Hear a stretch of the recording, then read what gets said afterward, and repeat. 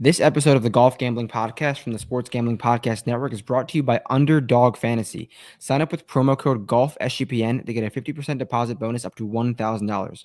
We're also brought to you by Edge Boost. Earn up to $750 a month on your sports gambling transactions. Go to edgeboost.bet, promo code SGPN. We're also brought to you by Rhythm, the leader in data-driven picks and props. Get your 7-day free trial today by going to sportsgamblingpodcast.com/RITHMM. Sunday night, a very early version of this week's betting pod. Dom was kind enough to join me early, just finished up watching Pebble, but the odds are out. We thought, why not get ahead of the game, talk some waste, get some early bets in. So Dom, thank you for joining me on this Sunday evening. I know you probably have better things to do, but we're here to talk some golf. Yeah, that's right. Another fresh off another second place finish. So what's new? Yeah, I mean, we have to address that first because we both got on the pod last week and we didn't talk at all off air. And we were both like, Shane Lowry. Shane Lowry's our guy from pre-tournament. 70-1. We thought it was a really damn good number. And he played freaking awesome. How much did you tune in this weekend? Quite a bit. I watched the front nine today before I had to go to bed before work, obviously. But woke up and checked the leaderboard and 2 strokes. So I didn't see it play out down the stretch, but all week Shane was there and he played great. So yeah, this is the point of the year where I think not even just you, just everyone starts tuning into golf more now that football's coming to an end. We get see nice courses, nicer fields. Obviously, it was an elevated event. It was a really fun event. We got 2 aces on Thursday. There were some big names in the field, and it was just good views, good vibes. Pebble is always a fun time. And our guy Shane Lowry, he played so good. I was not upset with him because usually, like when we have a second place finisher, like we'll get pissed, like do more. But he gave his all. Played very well. I mean, no one's beating Rory on it when he has his A game. So like no beef at all. Yeah, and we mentioned Rory a little bit last week too. It was just like no one's talking about him. It's not like the ideal fit, but it's Rory at the end of the day. So. Yeah, I mean, like you put him on any golf course and he's gonna drive it well. He gets hot with the wedges. It's freaking Rory. Like, he's gonna play some decent golf. So shout out Rory. Shout out Shane Lowry. The Irishman finished 1-2. And Sepp just keeps playing great golf. But we're here to talk about the Waste Management People's Open, the Waste Management Phoenix Open, the People's Open. You've been there before, correct? Yeah, 2 years ago we were there. Describe it. Describe the experience. From a fan's perspective. It's pretty awesome. We went Thursday, Friday. So Thursday we got to 16. We didn't have to wait in line, do the whole running thing. Friday. So Thursday we sat at 16 the whole day. Great time. Wouldn't have changed it. Friday we walked that entire 18. Didn't really feel the need to do 16 again. So for anyone going, I would highly recommend doing 16, getting there early. If you're going on the weekend or whatever, it's definitely worth it. But at the same time, you want to see the whole golf course. So got to kind of split up your time. Obviously, you might not want to be at 16 for 10 hours or whatever it might be. Probably longer when you consider the waiting time. But it's a great time. Really fun event to go to. What's the vibe with 16? So if you're there and you get up, is your seat taken, or is there assigned seats? Like, how does that work? Can you go to the bathroom? You can go to the bathroom. I think people have an understanding of who's sitting where. So it's pretty crowded in the bleachers behind the green, but it's you can get up and go grab something, and I feel like you can get back in pretty easily. And they don't let too many people in to the point where there's nowhere to stand because there is a line, and once people leave, they let more people in. So definitely worth experiencing if you're going to make the trip out there, obviously. Okay. All right, let's get into the odds board. Obviously, a guy who's had some success here before. I'm not sure if you've ever heard of him, though. His name is Scottie Scheffler, 3-1. Then we have a massive gap of JT, Hideki, and Sung Jae, 20 and below. These are via DraftKings. So let's talk about Scottie Scheffler. Came back this week. I'm not sure if you looked into the stats yet. He led the field in approach at Pebble, which is we both talked about. We thought Scottie was going to hit the ball well and maybe have some short game issues. That's exactly what happened. He putt all right, but he didn't have that touch with the around the green and the short game, which That's fine. That makes sense. But I think the fact that Scottie comes out after not swinging competitively for months and leads the field on approach, like, come on. That's a joke. That's actually a joke. That's insane. Yeah. So especially when we had a lot of questions heading into the week to see him do that, and then now he gets to go to a place where he's extremely comfortable. Yeah. And Scottie generally does not lose a stroke and a half to 2 strokes around the green. He lost 1.7 around the green. That Yeah. was in the top like 10 or 15 worst around the green weeks of his career. So we knew he was going to bounce back in that regard. We know he knows how to get up and down around this golf course. Obviously, the rightful favorite. Would you suggest betting in the without Scottie market? I don't think you should suggest betting the 3-1, but what's your deal with Scottie? How do you go about Scottie this week? I think it's going to be, I mean, you see the odds, like you said, you see the odds board kind of fall off a cliff here. So it goes Scottie, JT, Matsuyama, M, and then, I mean, after those first 4 or 5, it drops straight to 40, like 30, 40. Yeah. So I don't know if you have to do the without Scottie market. It's if you have somebody that I would rather just go the each way route this week, kind of like I did this past week with Lowry. I still got a little bit, but yeah, I think you're going to get some good values down the board. Obviously, this is a very top heavy week, and I think we're going to get some decent numbers. One more come out tomorrow, but it's going to be tough, especially after seeing what Scottie just was able to do.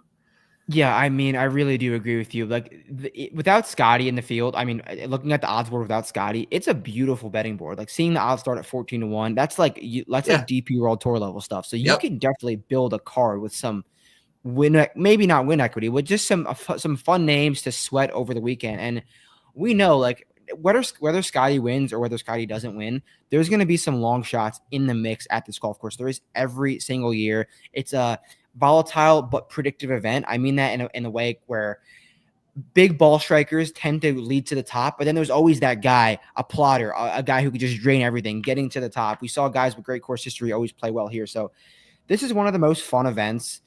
We talked about it off air a little bit. Like, I'm like a little bit out on the whole party thing. Like, I don't want to really I'm more of like a just relaxed golf fan than just get hammered on the golf course. Yeah. But so, like, in that regard, I'm out of it. But I do love this event from like a watching golf and like a fun finish type deal. So I'm excited. Let's get into some real names that we can consider betting. So out of that 14 to 20 range, anyone catching your eye? Do you want to skip down to 30 and below?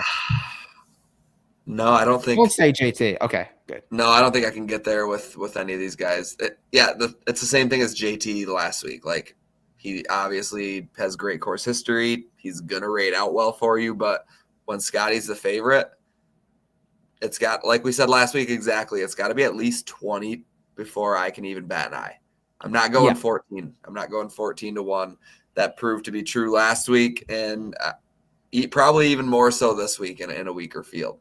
I mean, it's a golf course that he's played really well. He's a golf course he's played really well on.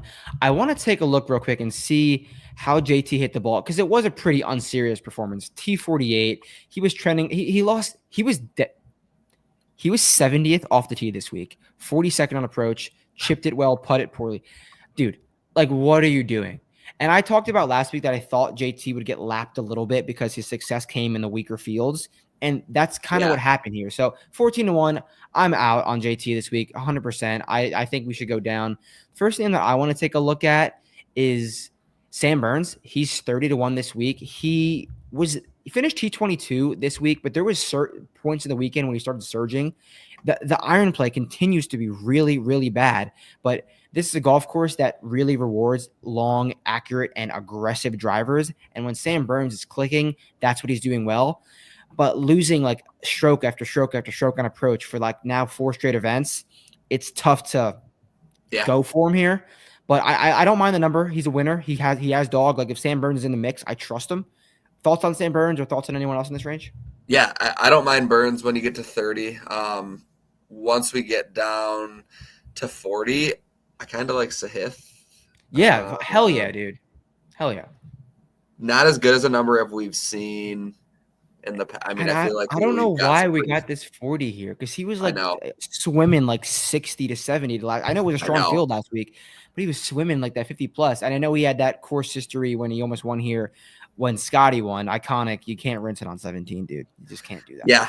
But So maybe we get something better than a 40 when we wake up tomorrow. That's definitely worth looking at. And another guy who rates out pretty well for me here is Grazerman. But do you love again, Grazeman? 45. Not really sure I can get there. I'm gonna go down a little bit. Rasmus Horgard. I bet him last week. I talked about him a ton last week. He was there. He was there on Saturday. He Yeah. had a tough when the wind started picking up. I think he was T2 for a little bit Saturday afternoon, and then the wind picked up, kind of ejected on the back nine. But Rasmus striped it, dude. He gained 3.4 on approach, lost a little bit on the tee on over the weekend, but he was striping it coming into the weekend. And he had a bad putting performance. But Rasmus is an elite putter. We see what he could do with the driver. We see what he could do with the irons. I'm going to ride the hot hand. I see a 50 here. I ended up getting a 90 last week. I could see that getting in between the 60, 70. I'm Yeah. going to keep running that Rasmus train for sure. So I really like what he's got to show. And anyone you like down here? Another guy who did pretty well this week, not results wise, but from a statistical standpoint, is Mav McNeely. He was third in approach. Was he really? Yeah. Holy shit. Finished T6 last year and his first. It looks like he withdrew the year prior, but Mav rates out pretty well for me. Again, I think we might catch something. Actually, we might not get a whole lot better than 60, but I think I'm fine laying that 60 to 1 with Mav McNeely. Mav is becoming like a generationally like all around well-rounded player because for the longest time he couldn't hit anything into the greens. He was just driver putter, and now he's gaining strokes on approach. We saw him. I mean, you had him. You bet him at 30 to 1. Now we're getting a better number in like not the strongest field in the world. Right. I can see. I don't mind Mav this week in this range. I am going back to Minwoo Lee. I think I bet Minwoo Lee this week at Pebble. Finished T17, a sneaky T17. He kind of was unserious on the par fives. Like, you're one of the best drivers in the world and you're just struggling on these easy par fives. But he keeps gaining strokes on approach. He gained 3.7 strokes on approach. That's 2 back-to-back really good approach weeks for Minwoo. And he's generally a guy who squanders strokes on approach. So you're getting an elite putter, an elite around the green player, and supposed to be an elite driver who's just not driving it well right now. Down for Minwoo on this style of course. I bet him here like I think last year or last 2 years, but I'm gonna go to Minwoo for sure. Yeah, that was another name that I was looking at down in this range. Looks like. What do you think about Luke Clanton? Because this is one of the better numbers that we've got on him in quite a while. It really is. I mean, we were laying 30s in weaker fields. Yeah, no, I mean we weren't laying them, but we were at the top at least. Yeah, and I tweeted last week when Luke Clanton got the sponsor exemption into this event. I was like, I love that they're just giving Luke Clanton entries into events that he could just lap the field off the tee, like Torrey and Waste, just absolutely driver heavy courses. Just let him do it. Just let him hit driver on every single hole. It's so fun to watch. But I'm down. He's a talent. He's just so. I was unsure about him at first. Then when he started making all those birdies at the Wyndham, I was like, all right, Luke Clanton, good at golf. I'm with him.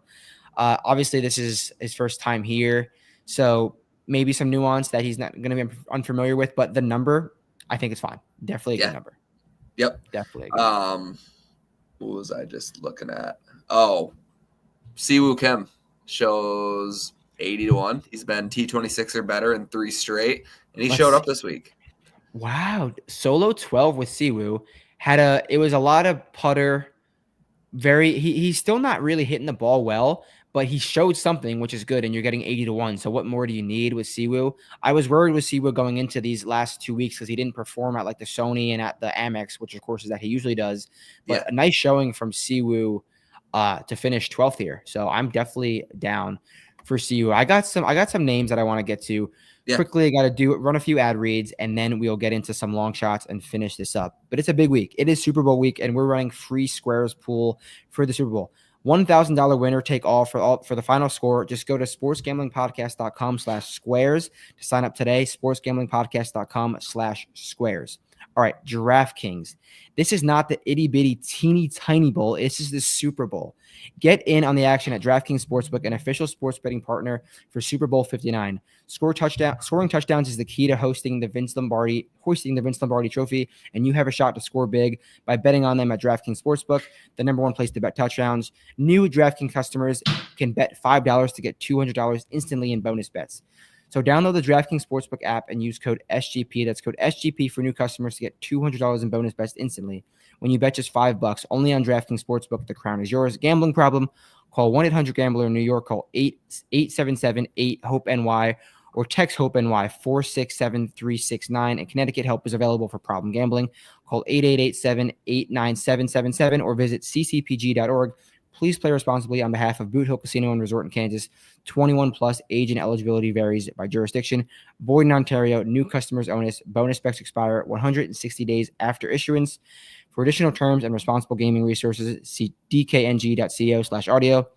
And finally, Rhythm, SGPN's proud partner. Rhythm, the number one AI-powered sports betting platform that helps provide bettors of all levels the ability to build custom predictive betting models in seconds. Build your own model, copy one of the top performing models from the leaderboard, or have Rhythm build one for you. NFL, picks, props, college hoops, NBA, Rhythm has it all.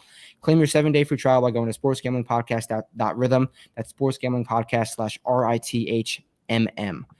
Thank you for bearing with me. We got to pay the bills. Dom, who do you like 80-1 and below? 80-1 below. This is getting it drops off quick. But there's some names like Nikolai. Nikolai's here. Austin Eckgoat's here.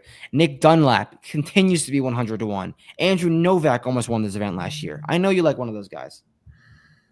Well, my top rated guy is Ben Griffin. Ben Griffin? But do you know that we're not on Bermuda? I don't bet Ben Griffin often, let alone at 80. So this might be a range that I kind of pass on until we get to the triple digits. I think Ben Griffin is a 6 handicap on all surfaces outside of Bermuda. And I might clip that too. So I'm out on Ben Griffin this week. But I do like some guys in this range, like Austin Eckroat, PGA Tour winner, who just played. What did he finish this week? Because Eckroat was in one of the final groups, I think, today. Finished T13, shot 71 over the weekend. But the dude was 8th off the tee, just minted fairways, and just squandered strokes around the greens. I do worry that you need to be good around the greens at this event. But, I mean, Eckroat at 90, I can live with a little bit of poor around the green play at that number for sure. Yeah, that's another pretty good number for a guy who has won and has done it in a couple different ways. So, God, it's the same. I'm trying not to fall into the same guys who keep rating out well for me. Like Alex Smalley? You down for him or what? No, I'm never really down for Alex Smalley. It's my guy. I like Alex Smalley.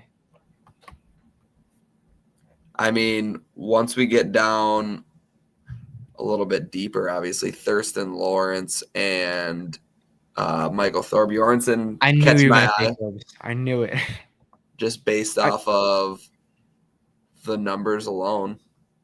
I mean, they're two generational drivers. So you know who are also a generational driver too above them and fits that style of build? Ryan Fox. We haven't seen Fox yet, but them three can absolutely send it off the tee. And if they get hot with the short game, for sure. So I definitely like those three long shots for sure. You guys, Seabass also played well this week. How do you like Seabass this week? Dude, he was like 2 strokes back and finished T40. T40. He's not. I mean, I'm gonna get a partial on my top 40. I bet on him. I mean, what happened to Seabass? I sprinkled a outright in a spot where I had like a 30% boost that I could do on an outright. So that ended up being like almost 250-1. And they were offering me cash outs at the time when I sent you a text. And then the guy goes on to not even cash me my top 40 in full. So probably out for at least time being. No, I thought that was funny because I was watching, but I guess I wasn't paying attention close enough. And I see like you text me Bez with eye emojis. I'm like, what? Like seriously, like Bez? Because I forgot you had even bet him. So fucking gutless see Bez. You know who else is gutless that we skipped over? Eric Cole. Because the man, he's in this 100-1 range too. Yeah. He touched the lead almost on Saturday morning. Immediate eject. I know it was windy, but it was windy for everyone. Immediate eject. Finished Yep. T22 on a golf course that should have suited well for him. So not good, Eric Cole. Not good. I do have a few more long shots that I want to mention, and then you can mention and we can run back through. But Chris Goddard, driver, one of the best drivers on the PGA Tour. And you play him on those golf courses. He's got a really nice short game too. The putter's hit or miss, but I like him around the greens. Chris Goddard up 200-1 will definitely be on the betting card this week. So he's my longest shot, I think, right now. Yeah, there's obviously it doesn't get. I feel like this field doesn't get too bad, like towards the very bottom. I mean, just because a lot of guys do play here, so like your 1,000-1 guys aren't the worst golfers in the world, where you would see in a normal week. But at the same time, once you get to like 200 and above, I feel like it's all the David same. Skins 1,001. Like that dude mixes at random. Yeah, he does. And he mixed in Houston. Houston's a massive driver heavy golf course. Yeah. Wait. Jose Ballester at 1,001. I think that's the guy that won the U.S. Amateur. He is. Why is he generational talent? Who knows how good he could be? 1,000-1. You're giving me 1,000-1 on the guy who just won the U.S. Amateur? I could. Right. I would bet anyone at 1,001 but Peter Malnati or Kevin Kisner. Those unserious ass humans. You're okay. done with Malnati. No, yeah, I shouldn't have done that. Let's run through it. Let's get 3 outrights each, and then I'm gonna give you 2 names and that because there's no matchups out yet. So I'll give you 2 names that are near each other on the odds board, and you tell me who you like better. So first outright, you start us off. I think for time being, I'm gonna start my card with Maverick McNeely at 60-1. Okay, I like that. I'm gonna go with Sam Burns because the driver short game. I'm not worried about the approach play. This is one of the rare like driver short game builds in terms of course fit, in my opinion. So Sam Burns is playing that profile right now. I'm gonna go with that. Sam Burns. Second one, I didn't mention him on the show, but another guy who is just, I feel like a little bit too low is Matt Fitzpatrick. He's had a little bit of success here over the past few years, and getting him at 65-1, potentially getting an even better number on Matt Fitzpatrick. Who knows? Okay, I'm going to go my next pick. Did not mention him, but all he does is drive it and all he does is putt it. He will lose strokes on approach this week, but he can gain 10 putting. That's Thomas Dietrich, 80-1. I like him in these builds, so I'm going to go with him as my second pick. Who do you got? And then my last one, I'm just going to keep riding it until it happens. Michael Thorbjornsen, 160-1. Forbes. Okay, I said him before. My third pick is going to be Chris Goddard up 200-1. Time for some hypothetical matchups. We'll give you three matchups, and we'll each pick a golfer. All right. We'll start near the top or middle. Tom Kim versus Sepp Straka. That's a good one. Who finishes higher this week? I think I would have to go. God, I'd have to go Tom Kim. Oh, okay. I'm gonna go. I'm gonna go other side. I'm gonna go Sepp. Sepp just gained 4.3 on approach, another 2 off the tee. Ride the hot hand. I'm just riding the hot hand. I mean, Tom played well last week, obviously. Very well balanced profile. Sepp was a little better ball striking. I'm gonna go with Sepp there, but that's gonna come down to the wire, I think, because I think they could both have decent weeks for sure. Yeah. All right. Middle of the pack. Let's go. This one's these two are unserious in their own ways. Keith Mitchell versus Danny McCarthy. Who has the better week? I think I gotta go. I gotta go Keith Mitchell. You kind of set me up for that one. Oh no, I'm with you there, Keith. Because Keith can gain 5 off the tee, but Danny can gain 25 putting. But it's just Keith. I cannot back. Keith has 3 top 20s in the last 5 years here. Yeah. Okay. Yeah. Actually, I did not know that. I'm down for that. Okay. And this is a good one. Another good one. Andrew Novak, Tom Hoagie. Hypothetical matchup. Who has the better week? Novak. Novak. Yeah, I think I'm with Novak too, but I want to see what he did this week. Lost strokes off the tee, was about even. He backdoored a nice T13, I think, to get him into that Genesis field, maybe. Hoagie, what did he finish? Hoagie finished T17, backdoored it too. Wow. I'm going to go with Novak, though. Better driver, Novak. Okay. Close us out here with a top 20 or two, and then I'll give you one too. All right, let's see. I want to get one bomb out. So I know who I'm going with. Do yours first, because I have to see what this person did this week, even though I know it's 3-1. Ended up finishing T33 this week, but it was in the mix on the weekend, and that's Lee Hodges. Had a poor driving week, but I bet him in Hawaii at the Sony. He kept playing well after that. I'm down for Lee. Like, he plays better, I think, on bigger golf courses, and this is a bigger golf course where he could really let loose. So I'm down for Lee 3-1, top 20. God, both those guys I had mentioned earlier, Thor and Thurston are plus 370, plus 380, but another guy right by them. No, I don't like it. I'm sorry. I don't like any of those guys. So Thor and yeah. I mean, Fox is plus 320. You had mentioned Fox. I don't think that's the worst number in the world. Is Aldrich in this field pot getter? Because if he's in this field, the easiest top 20 ever. No, he's not. Damn, that hurts. He would finish T20 so easily. Chris Ventura and Gotterup top 20. Gotterup is 425. Ventura is 500. I like those two. So I was looking at Ventura as well at 5-1. So few loose sprinkles, but you guys got the gist. Early pod this week. Any questions? You guys know where to find us. Hope you enjoy the outrights. Hope you enjoy the top 20s. Let's cash this week. We had a really close sweat at Pebble. But Dom, thank you for the short notice. Great pod. And I will catch you guys next week for Torrey. Yes, sir. We'll see you.